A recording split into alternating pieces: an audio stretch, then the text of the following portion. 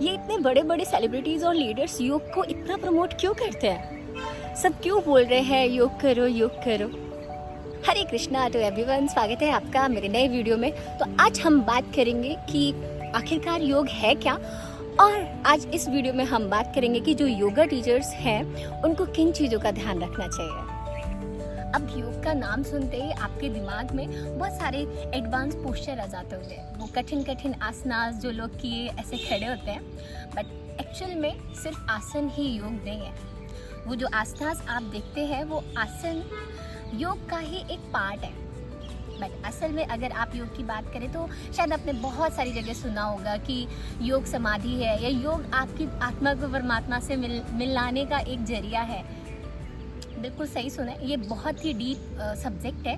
मैं बहुत ज़्यादा डीपली तो नहीं बताऊंगी, बट सिर्फ इतना कि योग कनेक्शन बनाता है आपका खुद से। योग मतलब एडिशन, जोड़ आपकी खुद की बॉडी का, आपके माइंड का, आपकी सोल से कनेक्शन, और सोल का आपके गॉड से कनेक्शन, या फिर आप जिस एनर्जी को मानते हो उस एनर्जी के साथ कनेक्शन योग कहलाता है।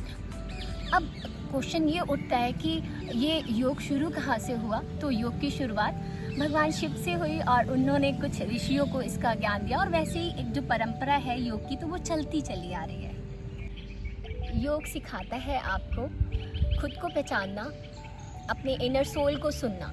देखो, बाकी सारी एक्टिविटीज़ आपको अच्छी फिजिक अचीव करवा सकते हैं, अच्छा माइंडसेट दे सकते हैं, बट वो कोई भी आपको लाइफस्टाइल नहीं सिखा सकते जितना बेहतरीन आपको योग से सीखने को मिल सकता है। लाइक आपको खुद के साथ कैसा व्यवहार करना है, दूसरों के साथ कैसा व्यवहार करना है, या फिर विपरीत परिस्थिति में आपको कैसा व्यवहार करना है, ये सब आपको योग के अंदर समझने को मिलेगा। वो केवल आसन करने से नहीं समझ में आएगा। तभी मैं बोल रही हूँ कि केवल आसन को योग ना समझे, योग सच में बहुत ही डीप है। योग में बहुत सारे वेरिएशन है। लाइक आप हठ योग कर सकते हैं, अष्टांग योग कर सकते हैं, मंत्र योग कर सकते हैं, लय योग कर सकते हैं, भक्ति योग कर सकते हैं, और इतने सारे कर्म योग कर सकते हैं। इतने सारे वेरिएशन है, मैं नाम में भी लूँ ना तो बहुत लंबी वीडियो हो जाएगी। तो सबसे इजी है ना वो हमारा कर्म योग और भक्ति योग है। हालांकि इतना भी इजी नहीं है जितना सुनने में लग रहा है, क्योंकि महर्षि पतंजलि भी योग सूत्र का प्रथम जो सूत्र है ना वो स्टार्ट करते हैं अथ योग अनुशासनम, मतलब डिसिप्लिन। कोई भी चीज़ है आप उसको डिसिप्लिन के साथ अगर कर रहे हैं और कंटिन्यू कर रहे हैं, अभ्यास उसका निरंतर कर रहे हैं, तब वो चीज़ योग हो गई। अब जैसे आपका काम है स्कूल में पढ़ाना, ठीक है, या फिर या आप डॉक्टर हैं या आप इंजीनियर हैं, तो आपका जो भी काम है ना उसे पूरे भाव से करना, और इस भाव से करना कि इसका रिजल्ट मेरा बॉस या मेरे ऊपर जो लोग बैठे हैं वो नहीं एक एनर्जी जो हम इन सब से भी ऊपर बैठे हैं वो देगी। अगर आप इस माइंडसेट के साथ अपना वर्क कर रहे हैं ना तो वो आपका कर्म योग हो गया। भक्ति योग लाइक कि भक्त के भाव से भगवान के उसमें तल्लीन हो गए। अब भक्ति योग हमारे इंडियन कल्चर में इतनी अच्छी चीज़ है कि ये योग ना हमारी लाइफस्टाइल का ही एक पार्ट है। अभी हमने छोड़ दिया, बट ये पहले से हमारी एक लाइफस्टाइल का पार्ट है।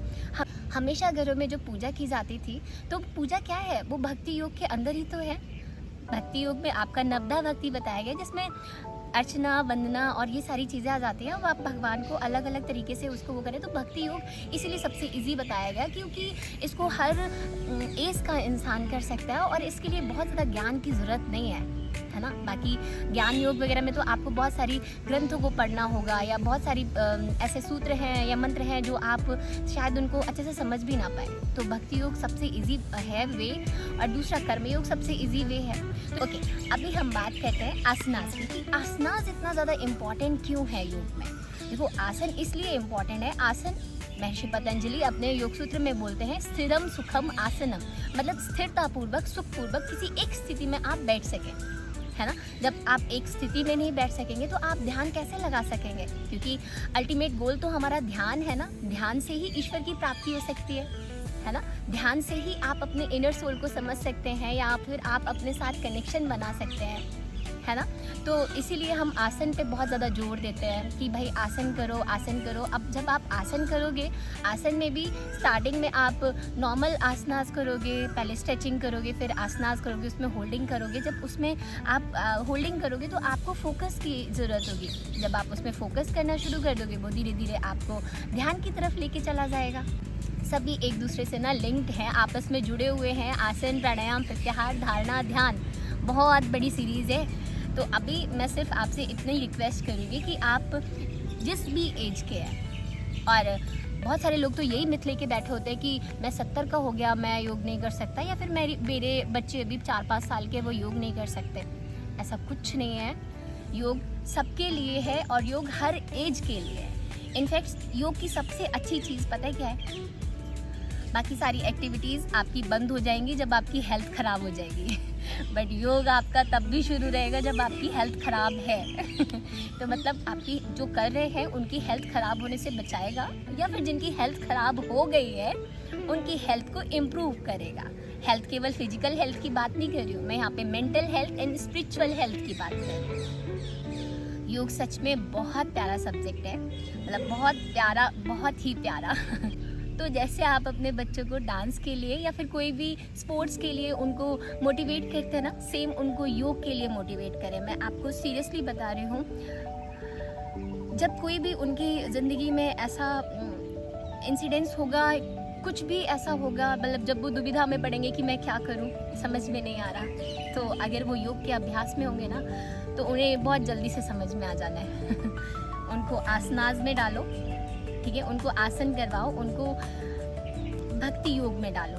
मैं सबसे ये रिक्वेस्ट करूँगी कि नाम जप जरूर करो, बहुत पावर है नाम जप भाई भक्ति योगी है और आसन करें, आसन से उनकी बॉडी हेल्दी रहेगी। जब बॉडी हेल्दी रहेगी तो आपका माइंड खुद ही हेल्दी रहेगा, ठीक है।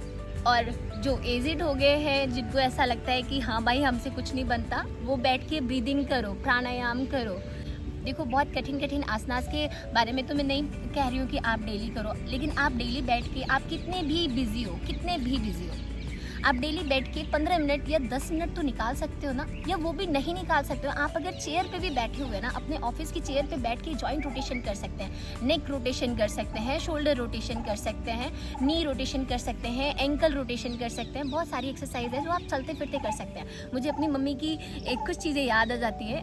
मेरी मम्मा बहुत अच्छा योगा करती थी, और मेरी माँ हमेशा जब किसी से बात कर रही होती थी, जैसे घर में अगर कंफर्टेबल पोजिशन में बैठी हुई है तो वो अपने बैठे बैठे कुछ ना कुछ करती रहती थी, या अगर वो लेटी है ना तो लेटे लेटे कोबरा पोज करती रहती थी, या मरकट आसन करती रहती थी, खड़ी है तो खड़े होकर त्रियक ताड़ासन करती रहती थी। बहुत सारे लोग इसको हंसी के या उसमें मजाक के उसमें भी लेते थे, बट उनका माइंडसेट ना यहाँ था भाई, यहाँ कि कुछ भी हो जाए वो हमेशा पॉजिटिव रहती थी और हमेशा स्माइलिंग फेस के साथ लाइफ के सारे चैलेंजेस को कंप्लीट करती थी। जितने भी पेरेंट्स हैं ना, मैं उन सबसे रिक्वेस्ट करूँगी, प्लीज़ आप 15 मिनट का टाइम खुद के लिए निकालें, 20 मिनट का टाइम खुद के लिए निकालें और खुद भी योग करें, अपनी फैमिली मेम्बर्स को भी योग कराएं, स्पेशली बच्चों को ज़रूर योग कराएं, उनको योग कराएं, अपने कल्चर के साथ उनको जोड़ कर रखें।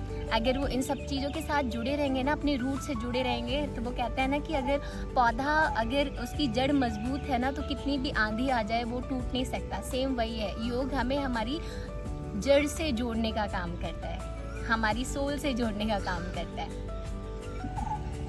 अब हम बात करेंगे मेरे उन दोस्तों के लिए जो योगा क्लास कराते हैं। तो सबसे पहले तो थैंक यू सो मच कि आप लोग योगा क्लास कराते हैं, मुझे बहुत अच्छा लगता है, क्योंकि कहीं ना कहीं हम सबका गोल एक ही है, लोगों को होलिस्टिक डेवलपमेंट की तरफ लेके जाए एंड बहुत ज़्यादा लकी फील करो क्योंकि स्वयं महादेव के विषय को आप आगे लेके जा रहे हैं। तो ध्यान रखें, आप हमेशा योग को आध्यात्म के साथ जोड़ते हुए चलें, और आसनास से ज़्यादा अपनी क्लास में ब्रीदिंग एक्सरसाइज और लाइफस्टाइल को इम्पोर्टेंस दें। अपनी क्लास में प्लीज़ आयुर्वेदिक चीज़ों के बारे में प्रमोट करें, अपने इंडियन कल्चर को प्रमोट करें।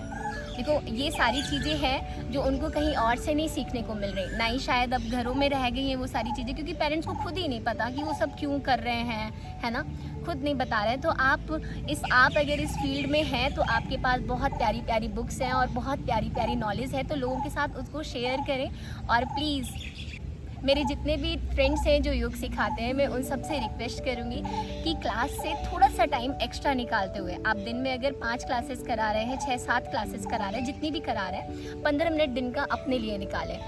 मैं खुद ही बहुत सारी क्लासेस में खुद बैठ के स्वयं करती हूँ, योग अभ्यास भी करूँगी, ब्रीदिंग भी करूँगी, चैंटिंग भी करूँगी, बट फिर भी मैं अपने हर दिन का ना 15 मिनट अपने लिए निकालती हूँ। मैं उसमें बैठ के खुद का जाप करती हूँ या खुद की ब्रीदिंग एक्सरसाइज करती हूँ, क्योंकि कहते हैं ना, जो आप अकेले में करते हो ना वो आपके व्यक्तित्व में नज़र आता है। तो प्लीज़ इस योग को ना उन लोगों के साथ जो आप लोग जिनको सिखा रहे हैं उनके साथ तो करो ही करो, साथ में अपने खुद के लिए भी टाइम निकालो और अपनी योग को एक साधना के वे में लेके जाओ, क्योंकि आपकी एनर्जी ही आप जिनको सिखा रहे हो उन सब में पड़ने वाली है। तो अपनी एनर्जी को जितना हो सके पॉजिटिव से पॉजिटिव करो और लोगों तक पहुँचाओ।